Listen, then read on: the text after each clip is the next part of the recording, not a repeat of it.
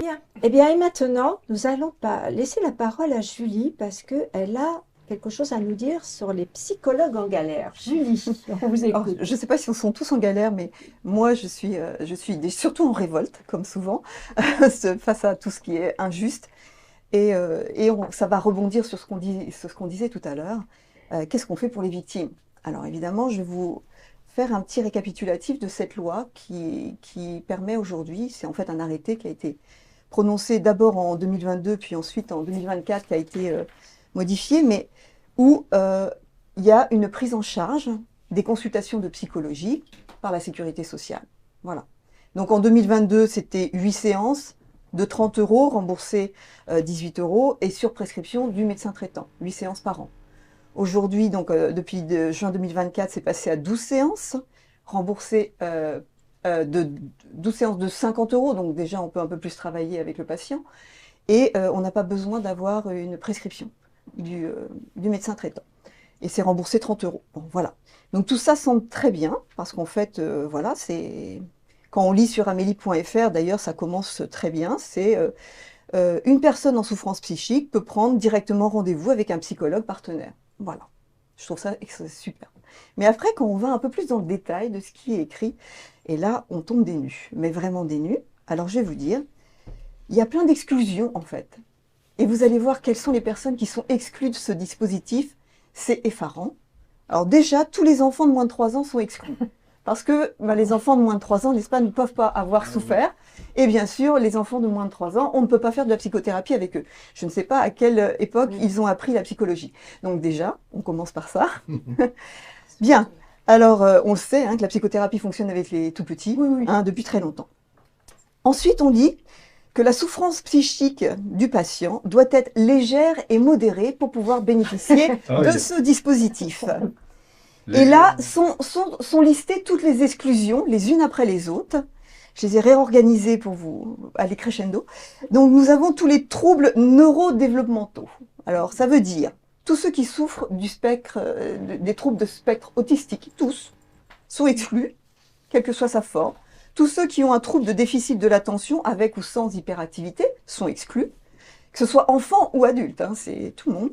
Tous les troubles du langage et de l'apprentissage, c'est-à-dire tous les dyslexie, dysgraphie, dyspraxie, dyscalculie, sont exclus. Toutes ces formes pourtant de troubles neurodéveloppementaux concernent plus de 10% de la population française. Et ce 10% continue d'augmenter chaque année. Donc voilà, ce sont des personnes qui souffrent d'être neuroatypiques, d'être différents, et on leur fait payer leurs différences en les excluant d'un dispositif qui pourrait les aider. Alors on commence déjà par ça. C'est eux qu'on aurait plus besoin. Oui. On commence par ça. Mais alors, cela, c'est la première partie. Sont exclus également tous les troubles dont on sait aujourd'hui qu'ils sont presque toujours dus à de la maltraitance vécue durant l'enfance. Ah ben, c'est formidable. Dès lors qu'on a subi beaucoup de coups, d'humiliation, d'agression sexuelle, de négligence, vous êtes exclu du dispositif. Je vous explique. C'est pas écrit comme ça sur le site d'amélie.fr, mais tous les risques suicidaires, toutes les personnes suicidaires sont exclues du dispositif. Oui, on commence comme ça. Alors rappelons que 4% des Français déclarent avoir pensé se suicider pendant l'année, que 7% d'entre eux font une tentative de suicide dans leur vie et que 1% se suicident réellement durant leur vie. Donc tous ces gens-là sont exclus d'emblée de ce dispositif. Nous continuons. Sont exclues toutes les formes sévères de troubles dépressifs ou anxieux. Là, je me suis demandé, je dis, mais à quoi servent les psychologues? Oui, c'est absolument Voilà, oui. On commence par ça. Ensuite, tous les troubles graves du comportement alimentaire, anorexie, boulimie, vous êtes exclus. Toute dépendance à des substances psychoactives sont exclues. Les addictions, les dépendances. Tout ce qui est addiction est exclu. Est exclu. Alors, seuls les mésusages de l'alcool, du tabac et du cannabis sont pris en charge. Les mésusages. Donc, c'est pas une addiction. Non, et c'est spécifié dans amélie.fr. Mésusages sans dépendance. Formidable. Voilà, formidable. Donc, tout cela sont exclus. Et on sait pourtant, hein, les troubles alimentaires et les addictions sont très souvent liés justement aux maltraitances durant l'enfant. Voilà. Ensuite, on continue. Toute personne ayant souffert de troubles psychiatriques dans les années précédentes, 2 ans pour les enfants, 3 ans pour les adultes. Donc, sont exclus également toute personne qui essaye de faire une psychothérapie après avoir été, par exemple, interné pour une dépression sévère. Ils sont exclus. Ensuite, les troubles du comportement sévère de l'enfant sont exclus. Donc tout enfant qui fait trop de bazar à l'école, à la maison, qui a des comportements de délinquance, alors qu'on sait qu'il y a une corrélation évidente entre la délinquance, même dans l'enfance et à l'âge adulte, et les traumatismes vécus durant l'enfance. Et je rajoute derrière tout ça, si vous êtes mineur et que vous voulez bénéficier de ce dispositif, il vous faudra avoir le consentement par écrit des deux parents ou des deux détenteurs de l'autorité parentale. Ce qui fait que s'il y a un parent dedans qui est maltraitant, il ne pourra jamais bénéficier de ce dispositif. Voilà, donc on sait déjà que les familles dysfonctionnelles, voilà, il y a toujours un qui va s'opposer à la prise en charge. C'est toujours le cas. Donc c'est Voilà. pour personne en fait. Alors attendez. Donc moi, quand j'ai lu tout ça, parce que moi ça fait longtemps que je me bats pour qu'il y ait une prise en charge des victimes, et donc quand j'ai lu tout ça, moi au début je m'étais dit, ça y est, je vais faire une convention avec l'État pour pouvoir que mes patients en bénéficient.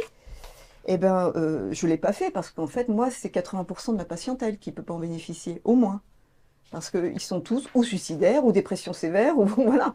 De toute façon, ils ne pourront pas en bénéficier. Donc je me suis dit, c'est pas la peine que je me conventionne avec l'État pour ne pas pouvoir le faire bénéficier à mes patients. Alors je suis allée voir 2 députés, et je leur ai parlé de cette problématique-là. Déjà, ils tombaient des nues en disant, mais oui, ils peuvent en bénéficier, les victimes. Je dis, ben non, quand ils ont regardé, ils ont dit, et tous les deux m'ont dit, ce sont donc les personnes qui en ont le plus besoin qui ne peuvent pas en bénéficier. Je dirais en résumé, vous avez tout compris, c'est ça. Donc on est aujourd'hui dans cette prise en charge, c'est un miroir aux alouettes. Alors, et puis toute la difficulté, c'est que les députés, c'est l'Assemblée nationale, c'est la loi. Et là, c'est un arrêté. Donc, ça veut dire que ça dépend du gouvernement. Du gouvernement. C'est le gouvernement qui s'est arrêté, le ministère de la Santé. Le ministre de la Santé précédent. Et celui d'avant, je sais pas, je sais même pas, j'ai même pas regardé les noms des ministres. C'est fou. Parce qu'en fait, Et il y a un mouvement justement pour dénoncer ce. Je n'en sais rien. Moi, j'ai fait mon mouvement. Je suis allée voir les 2 premiers députés qui m'ont dit qu'ils allaient faire des questions ouvertes au gouvernement à ce sujet. Mais comme le gouvernement en ce moment est en train d'essayer de serrer la vis au niveau du budget de tous les côtés, il est possible même que ce dispositif n'existe plus du tout pour personne. Donc, je ne sais pas ce que ça va donner. Mais là, apparemment, il existe déjà pour personne. Il existe pour personne. Il risque de le laisser rien que pour faire joli. Oui. Mais c'est totalement fou parce qu'il faut être en bonne santé en fait pour aller voir son psy. C'est ça, on Moi, voit. c'est exactement ça. C'est souvent ce qu'on fait. Alors, Pour la NAS.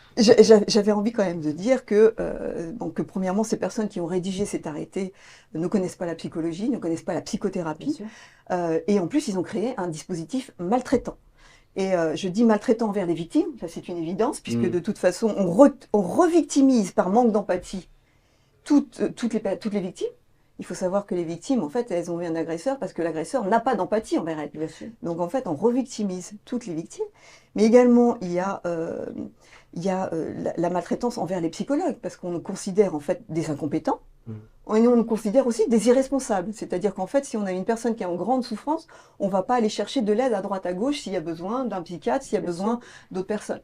Donc je trouvais ça déjà déplorable en tant que psychologue. Et puis, en fait, on stigmatise les personnes en souffrance et les victimes. On les stigmatise. Vous êtes des personnes irrécupérables. Prenez vos médocs et puis c'est tout, quoi. C'est un peu ça. C'est génial, hein, pour nous deux. C'est vraiment génial. Donc voilà, c'est un peu, ça m'a, comme vous voyez, je suis en colère par rapport à ça. C'est une évidence. Et en fait, ce fait d'être irrécupérable, je l'ai, en tant que victime d'être irrécupérable, je l'ai vécu quand j'étais sur les bancs de l'université. J'ai eu des psychologues, des enseignants psychologues qui ont été capables de dire des choses de ce genre-là, en fait, disant que les victimes d'inceste, de toute façon, elles n'en guérissent jamais. Devant une salle où il y a des victimes d'inceste. Et en fait, après, je suis allée voir le professeur en disant, on ne dit pas ça à une personne qui est victime d'inceste, elle a déjà un pied dans la tombe, vous mettez le deuxième, quoi. Et en fait, là, elle s'est, vous avez raison, et voilà. Donc, mais cela dit, c'était le premier réflexe, c'était de dire, on n'en guérit jamais.